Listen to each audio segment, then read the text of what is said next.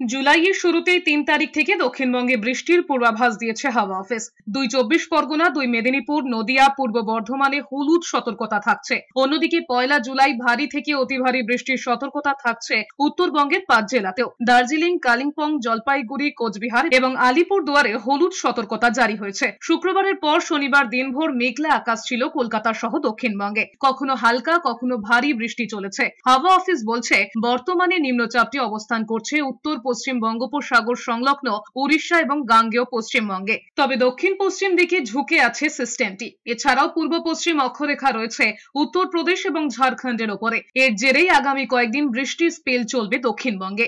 আগামী 7 দিন ইনক্লুডিং আজকে নিয়ে 7 দিনের মধ্যে 5 দিন আমরা পশ্চিমবঙ্গের সবকটা জেলাতেই হোয়াইট স্প্রেড রেনফল পাবো। 1 তারিখ এবং 2 তারিখ জুলাইতে আপনার নর্থ বেঙ্গলের সব জেলাতেই হোয়াইট স্প্রেড রেনফল পাবো। 3 তারিখ, 4 তারিখ, 5 তারিখ জুলাইতে পশ্চিমবঙ্গের সব জেলাতেই হোয়াইট স্প্রেড রেনফল হওয়ার যথেষ্ট সম্ভাবনা আছে।